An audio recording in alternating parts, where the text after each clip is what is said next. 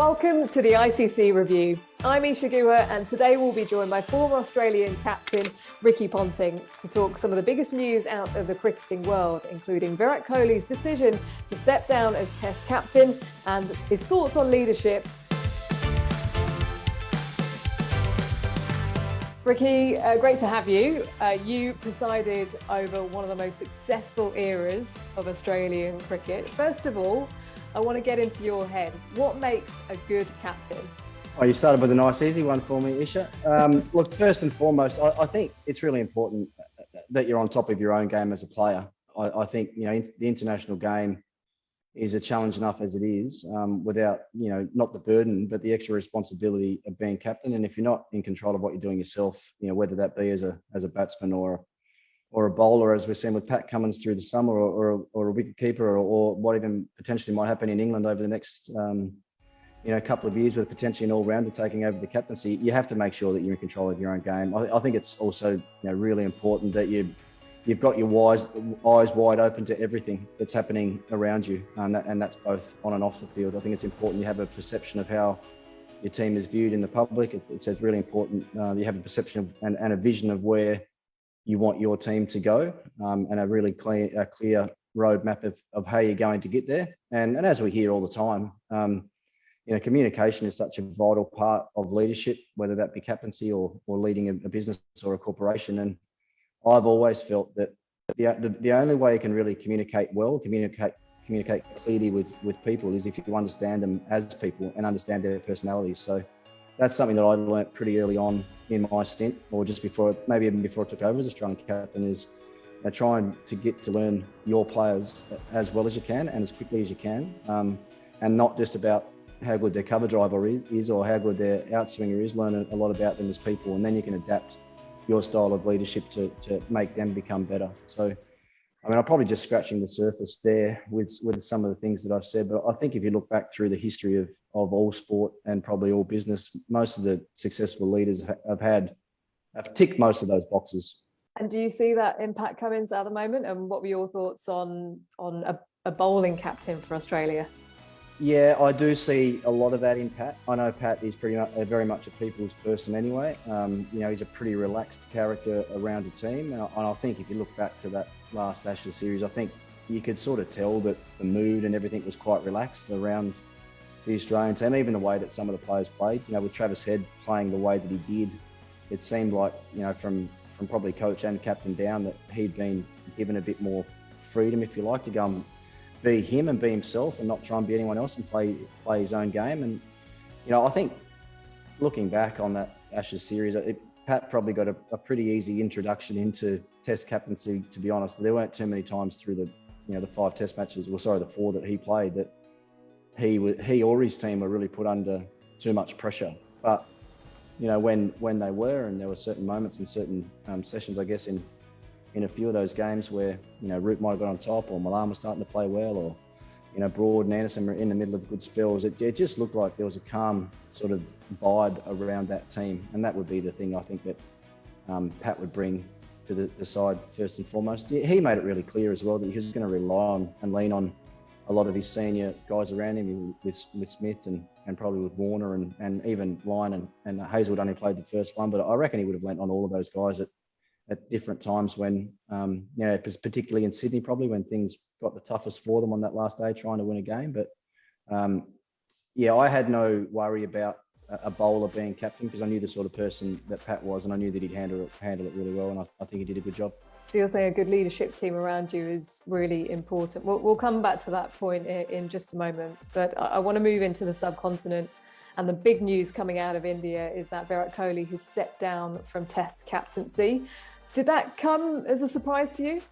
Yes, it did actually.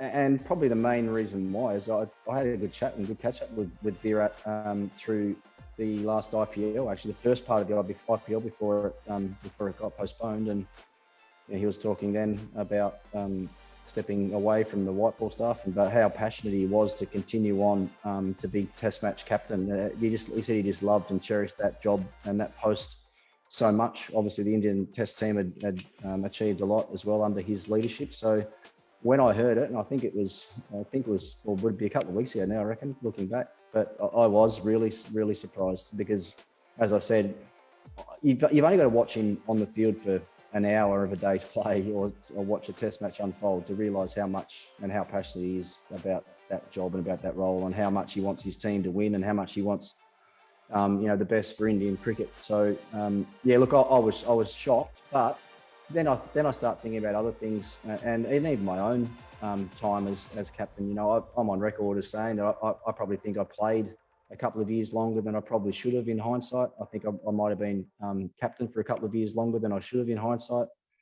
So I think there is potentially a bit of a shelf life for international cricket captains and even international cricket coaches. And Virat's been there, 5 or 6 years now, I guess it'd be. And if there's a team in the world that's probably the most difficult to captain, I'm not a team, sorry, a country that's the most difficult to captain, it's probably India, because of just how popular the game is and how much every single Indian loves to see the fortunes of the Indian cricket team, whether they're good or bad. So you weigh all those things up, and he's 33 years of age now. He'll want to continue playing for a few more years, I'm sure, and have a crack at breaking some records that he's not that far off breaking. And maybe just if he does it as a batsman and without the extra responsibility of captaincy, it might make it a bit easier for him.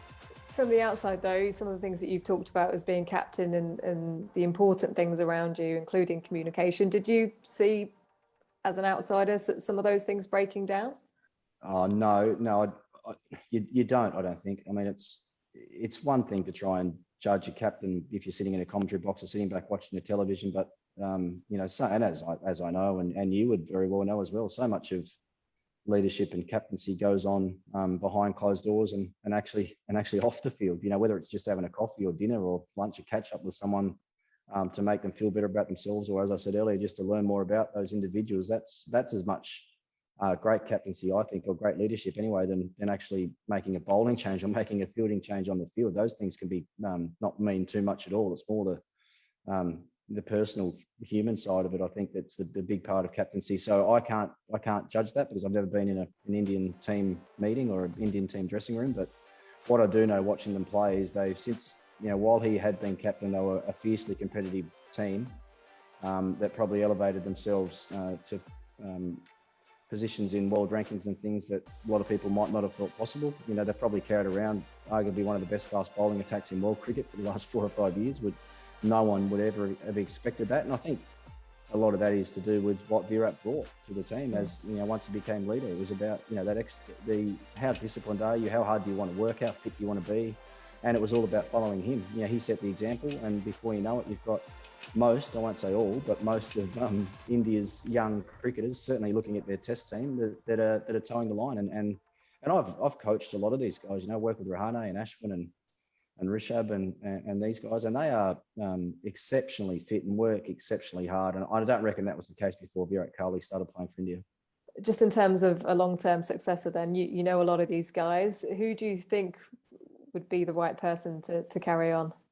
Oh, look, I was at the Mumbai Indians when Rohit Sharma took over the captaincy there. I was bought in the auction to go to Mumbai and to be captain and lead their franchise. And unfortunately, I wasn't playing well enough after the first few games to keep myself into the side. So I had to make room for Dwayne Smith, I think it was, another international, to come into the side. And the owners and the team management wanted to know who I thought, having only been around the group for 2 or 3 weeks, who I thought would be the appropriate person to take over the leadership at the Mumbai Indians. And there are a few names thrown around and between owners and other coaches and stuff, but it was really clear to me that there was only one guy that could lead that team there and then. He was a young guy at the time, and his name happened to be Rohit Sharma. And I think the proof is in the pudding with what he's done at the Mumbai Indians since that moment on. Been a very successful leader there, and has been when he's led India on a few occasions as well. And if I go back to what I said right at the start about being on top of your game when you take over a leadership role or a captaincy role, then it's pretty hard to argue that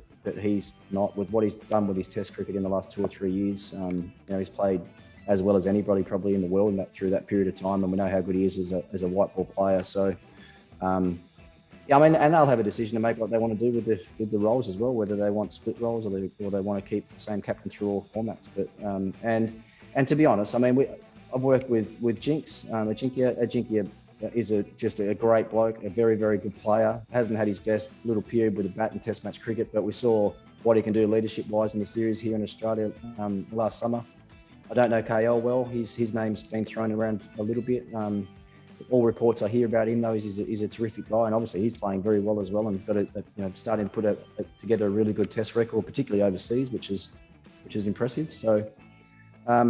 There'd be a few of those sort of names I think that'd be thrown around. A lot of people have talked about Rohit Sharma as a white ball captain. You mentioned there'd be a decision to make around split captaincy. What is your view? Is it feasible in this day and age to be able to captain all three formats? Yeah, that's a really good question, because I think in an ideal world, every playing group would want to have the same voice and the same leader around their different formats.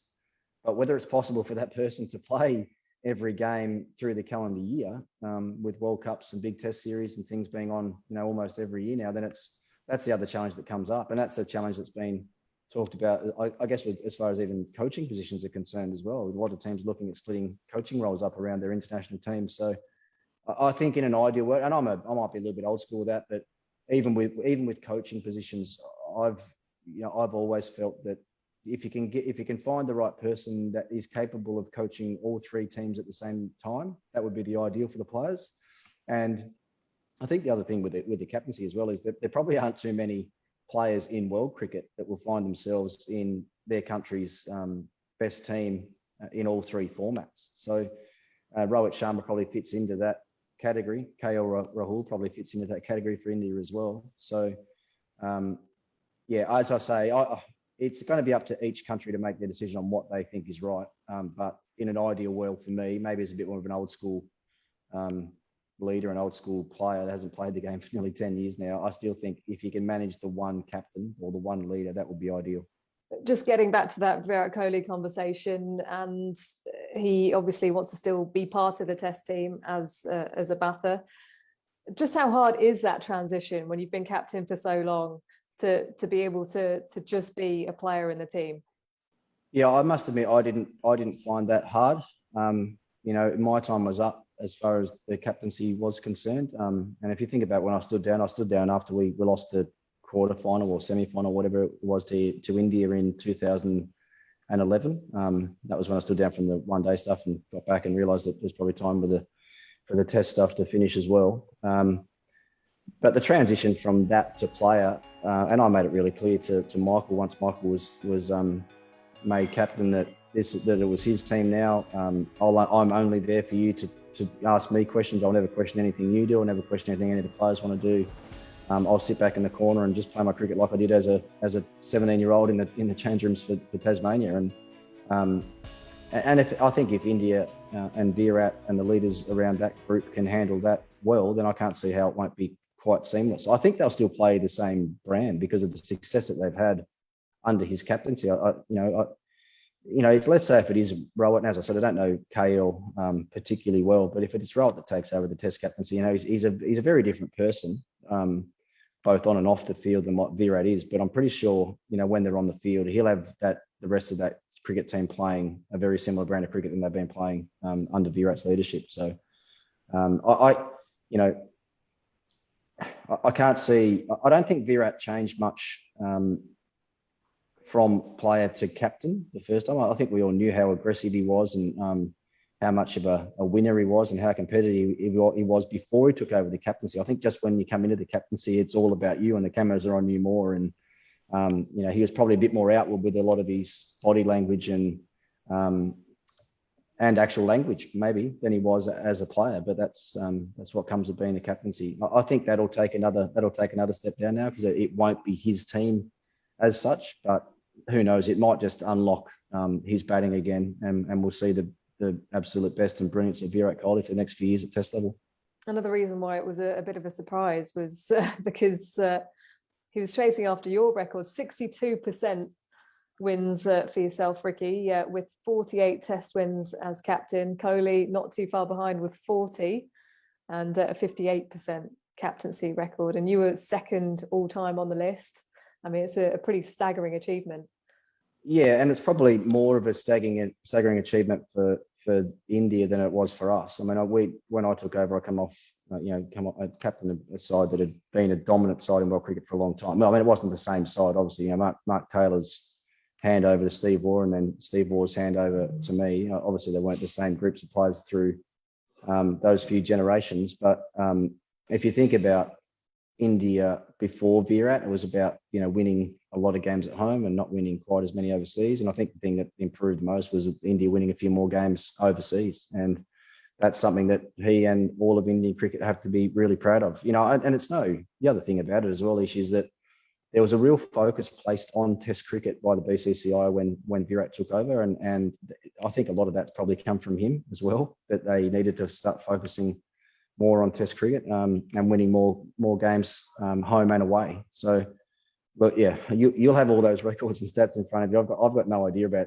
any of those things or percentages or how many wins or whatever. But if that is the case, and he's third on that list, and if he's third on that list, then he can walk away from the role very, very proud of what he's achieved. Yeah, had a pretty good record when he batted as well as captain, averaging 55. You were over 50 as well. So something about being a leader that brought out the best in both of you. Yeah, there are a few things I think with me and my career batting wise and captaincy wise. I mean, I only said it again a couple of weeks ago.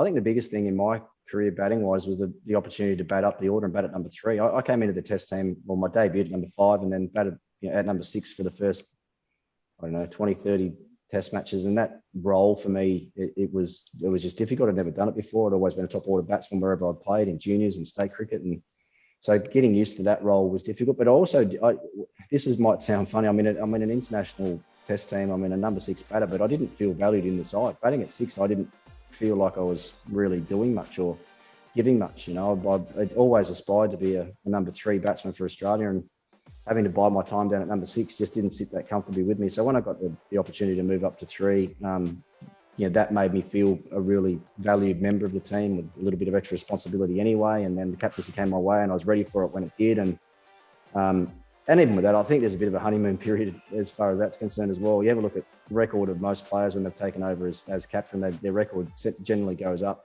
early and then plateaus out and doesn't have the same sort of ascendancy right through their time as captain. But I enjoyed every moment. I'm sure Virat enjoyed every moment. He would have tossed and turned for a long time, I reckon, when he had to sit down and eventually make the decision and tell his family and tell his teammates that he was going to step down out from the job. It wouldn't have been an easy thing to do, especially at the age of 33 when he's probably got some of his best cricket ahead of him.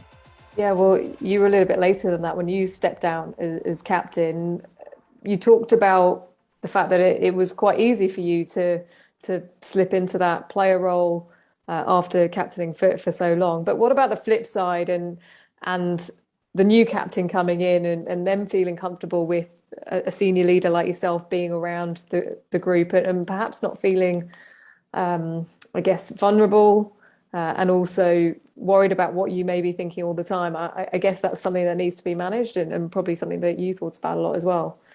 Yeah, I mean, absolutely. And that's just a grown-up conversation that has to happen between those senior players in the Indian team. And it probably has to be led by Virat, to be honest. He's made the decision to stand down. He's also made the decision that he wants to play on. So whoever takes over the captaincy of the Test team, I think they just have to sit down and have a conversation about how it's all going to work. And Virat has to explain to the incoming captain what he's going to do. And I think the way I try to handle it, as I said, was I'm just another member of the team. It's not my team anymore. There's my fingerprints and whatever not on this team. You have to hand everything over. You have to let go of everything that you thought and felt as a leader and the way that you wanted to have your team, because it's not yours now, and it doesn't matter what you think. You've just got to keep all your thoughts to yourself and give really clear air to the new captain and the players and let him go about it. You talk about conversation is really important, but what about actions? Did you feel like you had to make yourself scarce at different times, but where maybe there was a meeting going on or mornings of the game, that sort of thing? Yeah, but no more than any other player, and I think the best way to probably approach it is to think you are the youngest player back in the team again, even though you're not. You should probably take yourself back to that position there where you weren't thinking about what the captain and the coach were talking about, or you had no idea what the vice captain and captain might have been talking about. You're just worrying about trying to get yourself prepared and mentally and tactically for the game, then I think that's probably the best. If you can do that, that's easier said than done, because a lot of us, and Virat would be the same. He'll be thinking all sorts of things about, not just about him, but about little things that might give the team the best chance of winning the game. So, but that's just what you have to do, and that'll be a part of that. You would think that that'll be a part of that initial conversation where, and I reckon Virat will be a little bit the same as me. I mean, when I stood down from the captaincy, game day, I wasn't having any input to what we were doing, but at training, I found myself as, wanting to teach and almost be a bit more of a coach rather than, I wasn't worried about selections or tactics or anything like that. But if I felt that I could help out and make the other guys better, then that was the role that I wanted to play when I wasn't captain anymore. And the main reason that I played on for the 2 extra years that I did, because there were some young guys that were in the setup, namely Smith, namely Warner, Haddon was still relatively young, Mitchell Johnson, Peter Siddle, these sort of guys that had all come into the team that I was captain of, and I still felt that I could give some advice and assistance to them to make them better players while I was still around. So that was the role that I tried to take up. Just the last one on Virat Kohli then. Was there a moment or a series that really defined him as captain? Yeah, that's another very good question. Well, I mean, I obviously haven't watched every series that they've played, and every test match that they've played. But I think if you look back to the 2 tours ago here in Australia, it'd be pretty hard to go past that one, I would think. He's led with the bat. Obviously, an amazing win for India against Australia, the first one in a long time on Australian soil. And they've been building up to it. You could see that. You knew the squad that they had with their fast bowlers and their, gritty, determined top order batters, Pujaras and these sort of guys. You felt that they were going to have a really good chance coming to Australia. And as we all know now, they ended up being too good. And so that would probably be the one that comes to my mind and stands out the most. It's never an easy thing to do for an Australian team to go to India and win. We've always found that difficult. It's never been an easy thing for India to come to Australia and win, and they did that under his captaincy, and they've obviously done it after that as well. But if you asked him, I would imagine he'd probably have a pretty similar thought to me on that one.